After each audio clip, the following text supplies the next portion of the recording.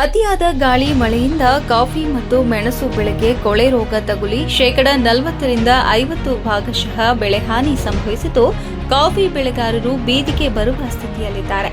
ರಾಜ್ಯ ಸರ್ಕಾರ ನಿದ್ರೆಗೆ ಜಾರಿದೆ ಎಂದು ವಿರೋಧ ಪಕ್ಷದ ನಾಯಕರಾದ ಆರ್ ಅಶೋಕ್ ಅವರು ಟೀಕಿಸಿದರು.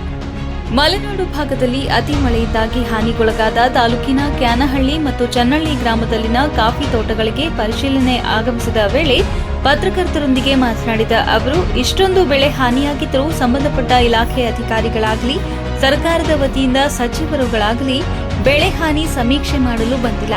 ಇವರಿಗೆ ರೈತರ ಬಗ್ಗೆ ಯಾವುದೇ ಕಾಳಜಿ ಇಲ್ಲ, ಕೇವಲ ಅಧಿಕಾರ ಹಂಚಿಕೆಯ ಭ್ರಾಂತಿಯಲ್ಲಿದ್ದಾರೆ. ತಕ್ಷಣವೇ ಸರ್ಕಾರ ಸಮರೋಪಾದಿಯಲ್ಲಿ ಬೆಳೆ ಹಾನಿಯ ಬಗ್ಗೆ ಅಧಿಕಾರಿಗಳಿಂದ ಸರ್ವೆ ನಡೆಸಿ ಕಾಫಿ ಬೆಳೆಗಾರರ ಸಹಾಯಕ್ಕೆ ಧಾವಿಸಬೇಕು ಎಂದು ಆಗ್ರಹಿಸಿದರು. ಕಾಫಿ ಉತ್ಪಾದನೆ ಕೇವಲ ಬೆಳೆಗಾರರಿಗಷ್ಟೇ ಆದಾಯದ ಮೂಲವಲ್ಲ, ದೇಶ ಹಾಗೂ ರಾಜ್ಯದ ಖಜಾನೆಗೂ ಆದಾಯ ತರುವ ಉದ್ಯಮವಾಗಿದೆ. ಇವತ್ತಿನ ಮಾಹಿತಿಯ ಪ್ರಕಾರ 700 ಕೋಟಿಗೂ ಅಧಿಕ ಬೆಳೆ ಹಾನಿಯಾಗಿದೆ. ಮಳೆ ಹೀಗೆ ಮುಂದುವರೆದರೆ ಇನ್ನೂ ಹೆಚ್ಚಿನ ಹಾನಿ ಸಂಭವಿಸಲಿದೆ.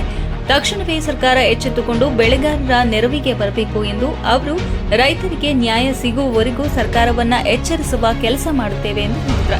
ಬೆಳೆಗಾರರ ಸಂಘದಿಂದ ಮನವಿ.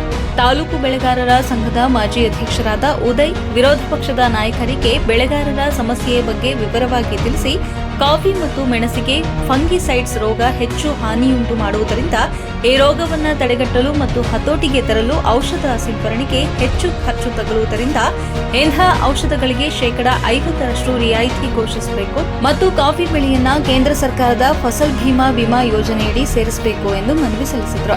ಈ ಸಂದರ್ಭದಲ್ಲಿ ಶಾಸಕ ಸಿಮೆಂಟ್ ಮಂಜು, ತಾಲೂಕು ಉಪವಿಭಾಗಾಧಿಕಾರಿ, ತಾಲೂಕು ಕಂದಾಯ ಇಲಾಖೆ ಅಧಿಕಾರಿಗಳು, ಕಾಫಿ ಮಂಡಳಿ ಅಧಿಕಾರಿಗಳು, ತೋಟಗಾರಿಕಾ ಅಧಿಕಾರಿಗಳು, ವಿರೋಧ ಪಕ್ಷದ ನಾಯಕ ಆರ್ ಅಶೋಕ್ ಅವರಿಗೆ ಜೊತೆಯಲ್ಲಿದ್ದು ಬೆಳೆ ಹಾನಿಯ ಬಗ್ಗೆ ಮಾಹಿತಿ ನೀಡಿದರು.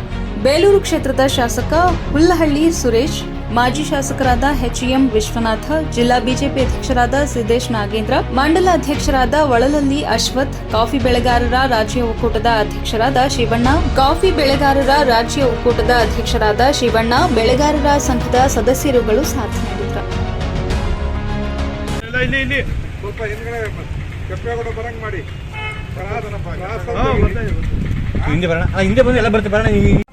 ನೀವು ತಗೋಬೇಡ ಅಂತ ಹೇಳ್ತಿಲ್ಲ.